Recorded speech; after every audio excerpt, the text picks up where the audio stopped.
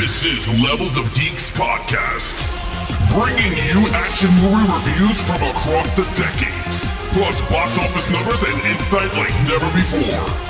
And now your host of Levels of Geeks podcast, Alex and Friends. What's up, everyone? This is Nate, and this is episode number 8. Episode number Nate, if you will, of the Levels of Geek podcast. This is where we talk everything about action movies. Again, I'm Nate, and I'm joined by my co-host, Alex Figueroa. And guess what we're going to do? We're going to talk about an action movie with you. Wow, what a shock, right? That's what we do. And this week's movie, or this episode, I should say, because we do 2 a week. This episode's movie, 300, the 2006.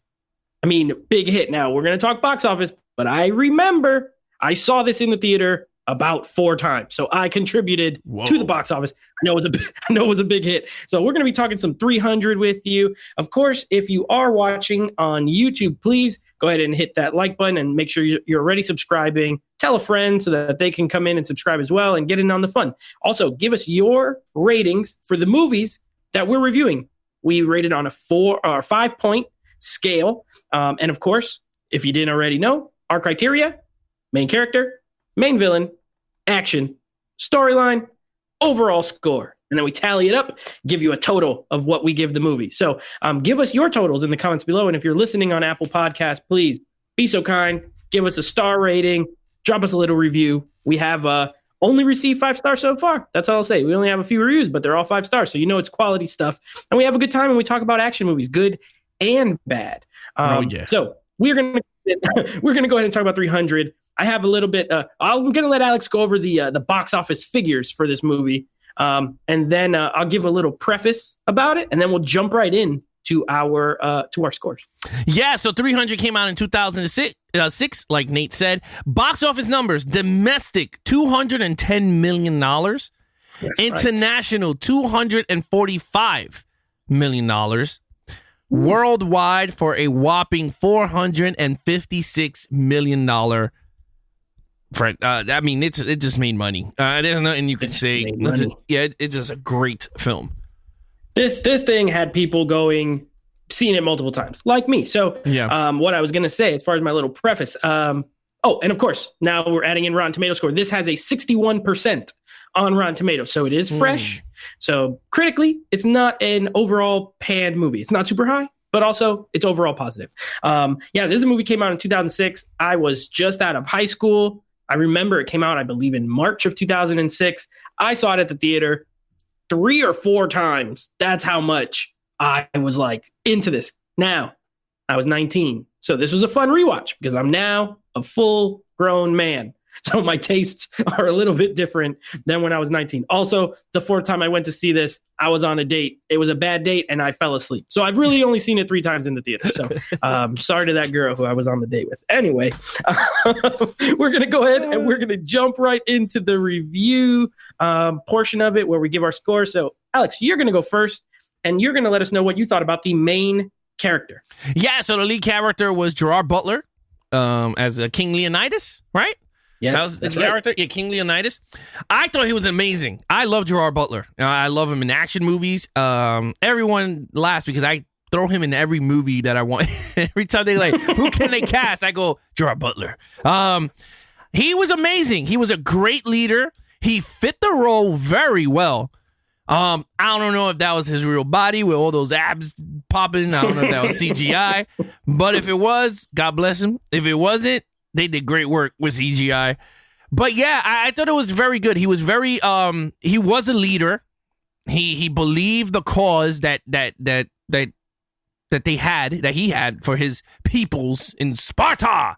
And he was teaching his son like the respect and everything before he went off to this great war. So with that said, I gave my man Gerard Butler King Leonidas. There couldn't have been no one else to play this role. No. There was no way. This was him for the taking. I gave him a 5 out of a 5 as King Leonidas. Wow. 5 out of 5. All right. Well, you know what?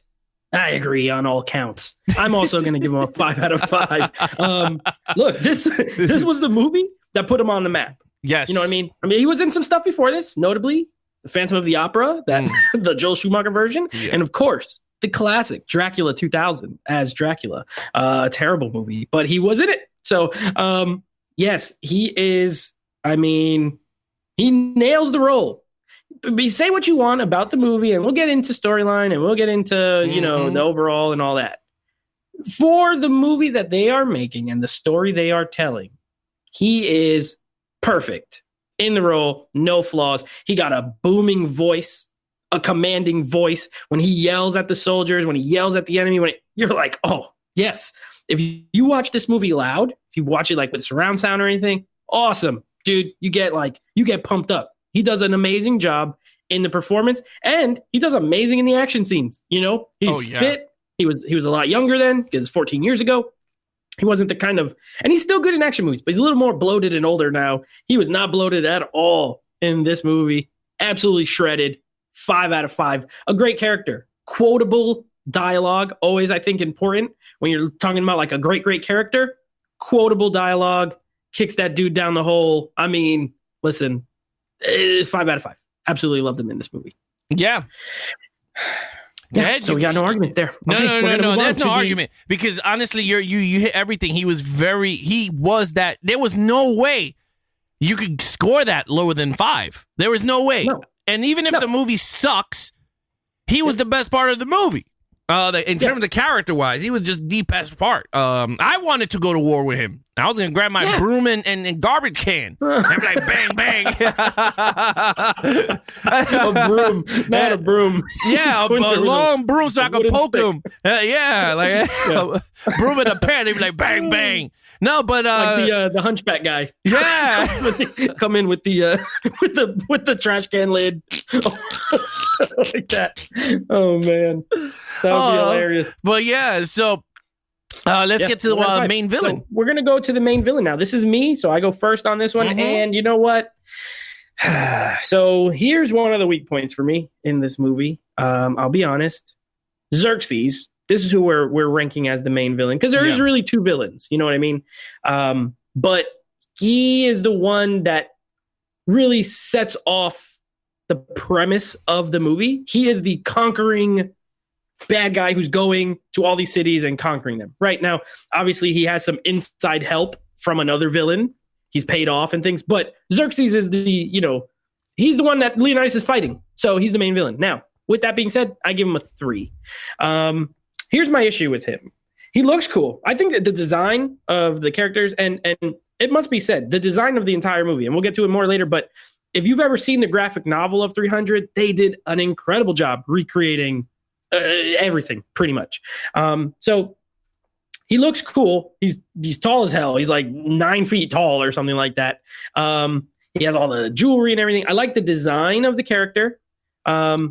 And like the way they kind of pitched his voice kind of different, which was cool. Yeah. I think it was cool. It was a cool little touch, right? But as a character, he's just a pansy. Like, bro, he doesn't fight for himself, first of all. You got Leonidas leading a small army, and the dude is killing everybody. You got Xerxes on the other side, who just sits in a chair and like does nothing, pretty much. He's just the leader that they all think and they worship him and stuff like that. So he's kind of hollow to me. He's not very threatening. He's not very scary. You know, there's people in his army who are scary, like that big Mongoloid guy with the bald head and the he was awesome. Or like those ninja guys with the masks, like they were cool. There's a bunch of cool henchmen and villains, and the villain army looks cool. Xerxes himself, not that great, but a pretty good performance. I think Rodrigo Santoro is the guy who plays him, and if you ever see him in anything else, he looks nothing like that. So it was kind of cool. But a 3 out of 5. He's not terrible, but he's average. You know what I mean? So I go with a 3. You know, man, this is the first time that I'm going to do this. I gave this villain a 2 out of a 5. That's your lowest villain. Yeah, that's my lowest villain, a 2. And honestly, he was whack. I'm going to be really, he sucked. And I was just like, you're right. Like everybody else is doing his dirty work. King Leonidas had like 300 people, maybe less, because some people were getting killed. So, but he ends up with less. Yeah, and he's fighting everyone tooth and nail, or whatever the damn metaphor is. And this dude is just chilling. And then at the end, he stands up and Leonidas throws his stick at him, and that's it. Like, that's it. That's all he did. Like, he just stood there. Like, are you gonna kneel? And I'm like, oh God, Lisa, him and General Zod with this kneeling business. I'm just like, Jesus. Honestly, he was. I mean, you just said it. He just garbage. He was a garbage character. I mean, he looked great. He was good. He looked menacing and all that freaking, that Gozer voice or whatever the hell it was. Other than that, I gave him a 2. I'm sorry. Yeah, he's not great. I do like too. The one thing I do like with him is the scene where he's talking with the hunchback, and he's trying to like basically get him to join his side or whatever, like betray. I do like I like some of the dialogue they wrote for him, but he's still not like a great character by any means. No. And neither is the other guy. So Dominic West plays, I forget his name, but he's the one like the traitor. He's a little bit, I'd probably give him around the same score, but he's like a little bit more dastardly, like what he does with the queen and all that. And he's like, he's just slimy. And I hated him more than I hated Xerxes, but still kind of one note. That's the one thing about most of the characters in this movie we'll get to. They're pretty one note. You know what I mean? Yeah. It is what it is. So this is not Gladiator. Okay. It's not Braveheart. So there you go. Anyway. Okay. Moving on to the action scenes. So you're going to go first with action. Oh yeah. Scenes. Well, this movie got tons of action. Zack Snyder, anyone could say whatever they want about him as a director. He knows how to shoot action. I don't care what anyone says. He knows how to shoot comic book action scenes. Whatever he does it in Batman v Superman. He does it very well. I mean, of course, that whole Doomsday scene, we can say whatever we want, but the fight sequence was actually pretty cool.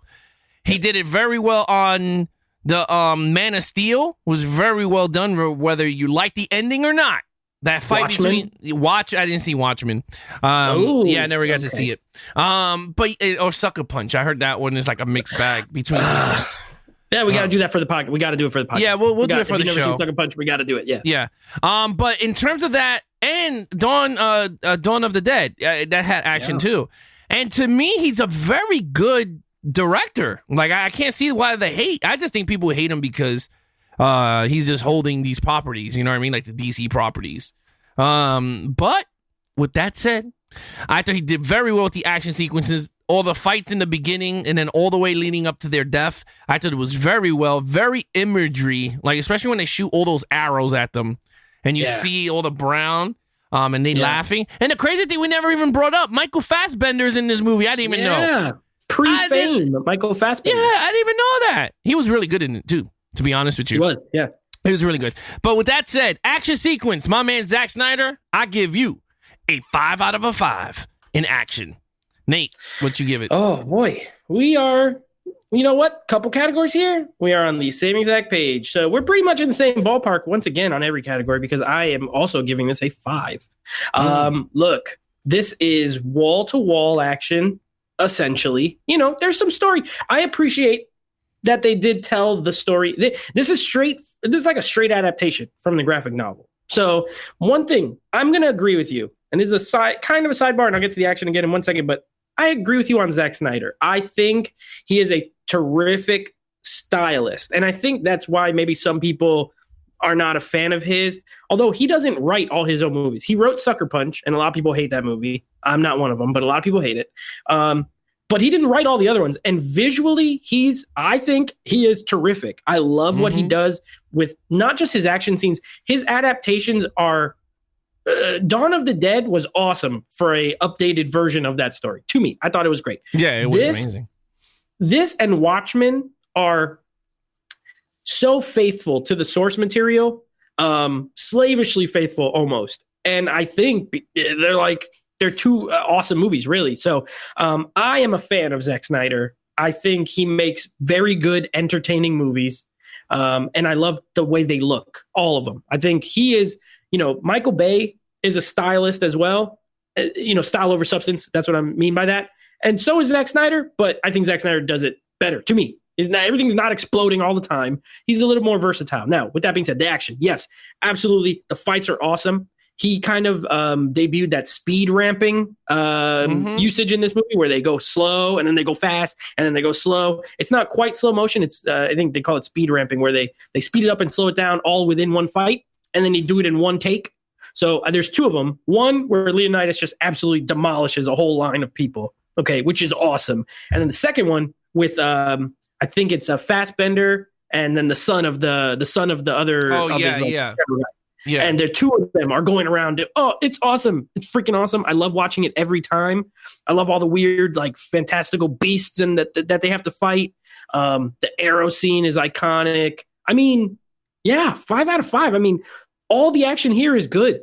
All of it's good. And all of it's well shot and all of it looks cool. It looks like there's so many scenes that look like paintings to me. You know what I mean? Yeah, that's a good way to put it. Yeah, especially him that whole long shot of King Leonidas is like picking them up and throwing them, and then he's cutting them like in that, like you said, the slow motion scene. That is a very painting scene. You're absolutely right. Yeah, and the two other ones that really stick to mind are one when it's raining and they're all standing there and the rain's just kind of blowing against them like sideways, and he's just standing there in the front. That looks like a painting. And the one where they're pushing them all off the cliff when they back them up off the cliff and they're just like falling slowly. Like you could take that as a still frame and like frame it and it would look pretty sick to me. Even the wolf when he's training. Yeah. Remember that wolf that was like with the yellow eyes and he has to stab him or something? Yeah. When he was a kid, when he goes on his journey thing. Yeah, that's a very good painting. If you could get that in the painting. Very well shot. You're right.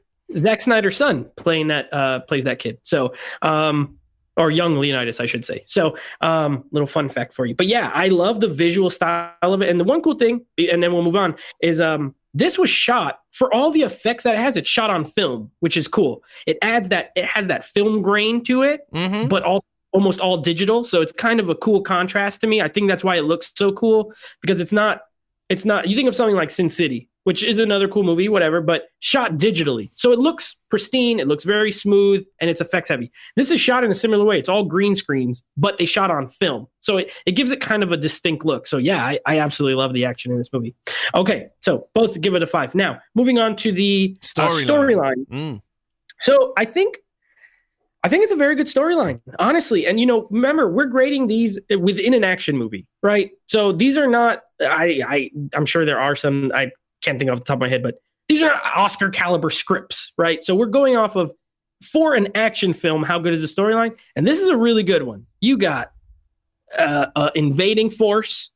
You got your hometown boys that you're rooting for. They got 1 million soldiers. These guys got 300. It's David versus Goliath. It's the oldest story in the book. You know what I mean? You got some traitors involved to mix things up and make it interesting. You got the queen back home trying to politic and help to get reinforcement. There's a lot going on for kind of a simple story. Yeah. So I'm going to give it a 4. I really like the storyline. I don't think this is one where the action is great, but I think the storyline is still engaging, that when there's not action, you're still interested in what's going on. You know what I mean? So I think it's a good balance. Again, it's full of one-liners, so like it doesn't have amazing dialogue. Quotable, yes. Extremely well written, no. But yeah, 4 out of 5 for me. I'm into this movie. Every time I watch it, I like it every single time. Yeah, I mean, what's funny, before we let everyone know, we don't know each other's scores. When we do this, right. This is we do not know each other's scores, so I don't know what he's gonna rank, and he does not know what I'm ranking in these categories. In terms of storyline, you're absolutely. I'm a big fantasy person. I love like the Lord of the Rings. I love stuff like that because sometimes I play D&D with my friends, so I love that whole element of fantasy if it's done right. In terms of this story, it engaged me. I liked it, like you said. I thought it was pretty cool. I didn't fall asleep like I did with Terminator. The story was more the story was more engaging. Like that, you're like, wow, this is pretty cool. This guy's a messenger comes and tells him, first of all, the messenger is dissing him in his own people's. That would make no sense. I was like, dude, you're gonna get killed. Like these dudes are not gonna play. But anyway, came in, dissed him. He already sent the message once he kicked them in the hole, and it was over. They're going to war. It was like, it's over. Yep. So I loved it. I wish he just, to be honest with you, I wish the movie ended with him fighting everybody and just walk home all bloody. I thought it would be awesome. But, it's Hollywood. I thought it was really good. I agree with Nate. I gave this a 4 out of a 5. And the only reason why I did not give it a perfect score because the main villain sucked.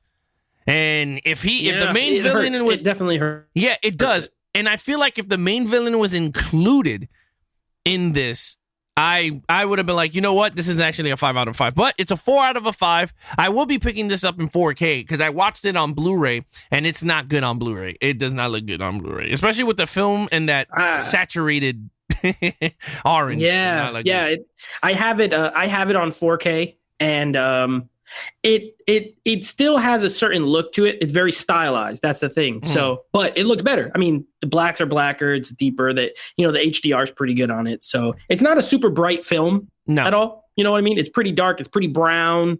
But it does look better than the Blu-ray, honestly. And it sounds amazing. So, it's thunderous, when this dude kicks people in the chest, you feel it in your chest. But no, I was going to say too with the storyline. Yeah, I agree. And you know what's one cool thing we didn't even mention? The main character dies. I always respect the movie where they don't tie it up with a bow. You know what I mean? Yeah. When this movie ends, there's still more story. Now, I'm not talking about the sequel or anything, but even if they didn't make another movie, it's still kind of a cool climax to the movie. I respect it for that. So I'm glad they didn't change it because that's how it goes in the comic, So, okay, now moving on, your overall score. Is you or me? I think it's you. It's you. No, because you went second on storyline. So you go first. Oh, okay. Overall, I thought this was a great story. I thought it was a perfect story. It could have been perfect if not for that fool. But other than that, I thought it was a great story. I thought it came out at the right time, because it started to push the envelope in comic books, you could want to call it, like with the styles, and you can see what cameras could do, because that spawned into that spawned into Sin City, right? After this? Oh, Sin City came out before this, 2 years. Oh, okay. Yeah. So, I mean, it spawned into other stuff, I guess. Yeah, sure. I'll save that line for when we do Sin City. No, but Sin seriously. City spawned into 300. Yeah, there you go. No, but seriously, I thought the style that Zack Snyder went with, I think it worked very well for this story. Gerard Butler was an amazing lead character. The villain sucked. The action was phenomenal. It was excellent from front to back. The storyline was pretty good. It keeps you engaged throughout. Overall, I give this a 4 out of a 5. I thought it was a great movie. Not the perfect movie. It's a great movie. It's a great cinematic movie if you want to sit back and enjoy great directing and like Nate said, portrait paintings go on screen and moving around.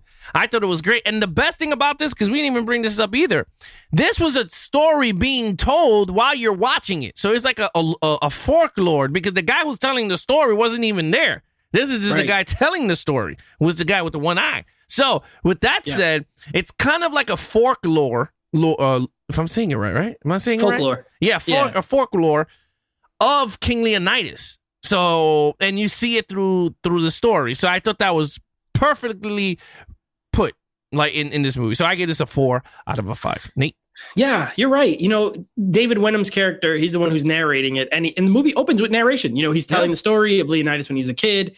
And you don't realize it. You think, oh, he's just talking to me, right? He's giving me the backstory and whatever. He's telling me who this guy is. They give you a little backstory. Turns out the whole entire movie, he's trying to pump up this army that's about to go fight, which is the scene you get at the very end. And if you look at it from that perspective... Let me just tell you something about that. I'm sorry to cut you off. No, you're good. He's telling this story to like 5 people, because there's 10,000 people back there. How are they gonna hear that? I've always thought of this. I'm like, bro, the people like 7 rows back can't even hear what he's saying. I bet you those people back there going, yo, dude, where are we gonna fight? Like this dude is really like, what is he doing in the front? Bro, you're not the only person who thought of that. You know what I think every time I watch that last scene is like, he's talking, maybe 40 people can hear him in the front if he's talking loud, right? But like the people in the way back are just waiting for everyone in front of them to go, ooh, like that. They can do it. Like they don't know when's the signal because they can't see anything. And they're like, oh, okay, everybody's pumped up. Let's go. Yeah, so, it's like how you go to a baseball game and you see people do the wave and you're going, damn, should I do it? Should I do it? Yeah, let me do it. Wah! and it's the same thing. You're going, damn, when are they going to give the signal? And then you see sticks going up and you go, all right, guys, it's coming. It's you don't know what he said, but you're going to yell going, yeah. But no, I'm sorry for cutting you off. But no, that's always something I've thought of as well. Yeah, it's hilarious. But yeah, I love that. I love that aspect of it. The whole story, this being a story that's being told to a group of people. The other thing that makes it cool is you don't know necessarily. Once you add that factor in, you don't know how much is true and how much he fabricated. You know what I mean? Like exactly. There's big giant elephant monsters. Maybe that bald guy didn't exist.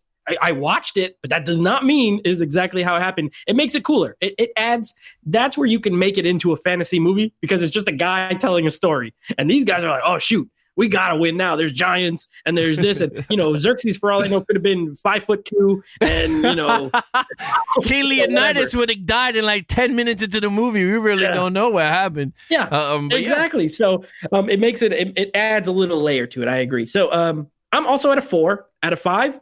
I think you have two major things. You have a great lead character and you have great action. And when I'm watching an action film, if I get at least those two things really well, I'm a lot more forgiving on other stuff. So like the villain not being amazing, I could still watch this movie even with that because there are things that are top shelf as far as action goes. Leonidas is top shelf. The storyline's very good to me. It's definitely more of a dude movie. You know what I mean? Like this is a guy bro movie. However, ladies can enjoy it as well because these dudes are shirtless the entire movie and they all got six packs. So, I've watched it with women before and they, at least if they're not into action, they're like, hey, at least my eyes are enjoying themselves. You know what I'm saying? So you can't get mad at it for that. And also Lena Headey, who plays the queen in this, who played Cersei in Game of Thrones. It's always cool to go back and watch before I hated her guts. You know what I mean? Because I absolutely hate her in Game of Thrones. And it was nice to see her play someone that I did not have to hate. So she's very good in this movie as well.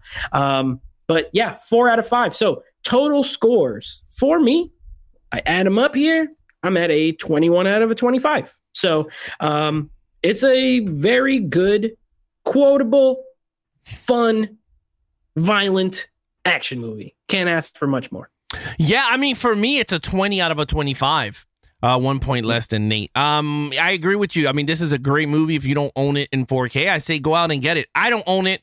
I'm definitely going to pick it up. I don't want the Steelbook. I'm not a big fan of it like that. I'll just go get the regular version with the slipcover. But yeah, I recommend it. It's a great watch if you haven't seen it in a long time. Like myself, I haven't seen this in a long time since I brought the Blu-ray. So that tells you right there how long I haven't seen it. But yeah, guys, I mean, it's been great doing these action movies because it's great to revisit some of these movies that are great, not great, and not so good at all. So it's been fun sitting back and peeling. Like it's like a paper in a notebook. Like we remember what we thought of it, we liked it, then you rip it off, and then you're starting from scratch and seeing what you really thought of the movie once you get older.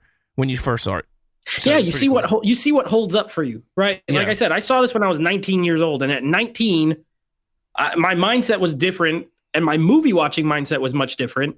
And so, I loved it at 19. I probably would have given it a 25 out of 25. I'd be like, everything's perfect. Everything's amazing. Now I'm a little older, but the movie still mostly holds up for me. So I do like going back and watching stuff that I either haven't seen in forever. This is not one of those. I have seen it not that long ago, but still, it's still a few years, right? I don't watch the same movies over and over. Like I know people who watch the same movies like constantly. I don't really do that. I have so many in my collection. I'm always watching new stuff. So it's always good to go back and revisit. So of course, like we said at the top, make sure you're giving us your ratings of 300 down in the comments below if you're watching on YouTube, and give us a like, subscribe, share with a friend. If you're listening on Apple Podcasts, please give us a rating, give us a review. Just so you guys know, for the first time, we're going to do next week, we're going to do a sequel for a non-franchise. So next week, fun, should be good. We're doing 2 part 2s. It's our first ever double part 2 episode. We're going to do Terminator 2 in the first show. And the second show is going to be 300, Rise of an Empire. So we're going to go to the sequel of 300 and see if it is as good. We talked a little bit off air. I remember kind of liking it also. So, but I also have not seen it since the theater. Alex, I think, said the same thing. So yeah, I haven't seen it. Well, it's funny. I didn't see this movie in the theater. I purchased it in 3D Blu-ray at the time where 3D was like big and coming out for the first time. I remember liking it, and I had a huge crush on Eva Green. Eva Green? Yeah, I have a huge crush. She has these beautiful green eyes. She's awesome. Yeah, she's beautiful. I always thought she's a beautiful, especially when I first saw her in Casino Royale. So I thought she was amazing. I was like, oh my God, I love Casino Royale, yeah. Yeah, so with that said. Yeah, she's in part 2 of all these Frank Miller adaptations. So yeah. She's in Sin City 2. She's in 300 2. So so there you go. Oh, there you go. They go, man, we're doing a sequel. Get Eva Green for less. Let's do this. Yeah. Right. No, but with that said, guys, if you want to enter the Rambo sweepstakes, if you didn't hear or didn't catch episode, where was 7? If you didn't catch episode 7, we're giving away Rambo 1 through 5, including the extended cut of Rambo Last Blood, digital codes. So all you got to do is listen to episode 7. There's a keyword hidden in the show. You DM me or Nate over at Instagram at Levels of Geeks. That's me. Or Nate at Netflix Reviews. You DM us the code, the keyword. You guys will have one entry. There is 6 movies in Terminator. That's 6 free entries for the Rambo digital code. Now, if you guys are a part of the live show, which me and Nate host on Monday, me and David does on Wednesdays, we have a Levels of Geeks live. We go live 9 p.m. Eastern every Monday and Wednesdays. We give away points on the leaderboard. Those points can be converted to free raffle tickets. So, with that said, if you want to join the community and try to win some awesome prizes, we're giving away a big haul of a big box we just included this week. We showed off that we throw in a bunch of 4K into the box. That box is awesome. Yeah, the box is awesome. But if you guys want to join in on the fun and the festivities for Mondays and Wednesdays at 9 p.m., again, join us. It's live on YouTube every Monday and Wednesdays at 9 p.m. Again, follow us on our social media accounts: Twitter, Levels of Geeks; Instagram, Levels of Geeks; Netflix Reviews on Instagram, and Nate also has a big podcast too. Netflix Movie Reviews is the podcast. That's Apple Podcast. Latest episode just went up earlier today. So if you're listening to this, it was 2 days ago or 3 days ago. New episode went up this week. We won't have one next week, but we'll be back the week after. It's a fun show. Me and a couple of my friends, we review new releases. So we don't do it this format. We just kind of talk about stuff we've watched at home. We review horror. We review anime. I have one of my buddies is big into anime, so he reviews a lot of anime. We kind of touch every single genre. So if there's, if you want to get our take on other stuff, please, if you would be so kind, go ahead and listen to my stuff as well. Netflix Movie Reviews for the podcast, just Netflix Reviews on Instagram. Yeah, so there you have it. And of course, guys, please listen to our podcast. Watch our episodes, our live episodes that go up. We have unboxings. We have tons of stuff that go up on the YouTube channel. So again, guys, thank you so much for checking out episode 8, 300. I can't wait for next week when we tackle Terminator 2 Judgment Day and 300 Rise of the Empire. Another sequel, back-to-back sequels. I can't wait. I'm your host, Alex Figueroa, and that is Nate from Netflix Reviews. Be awesome to each other and geek out. Peace.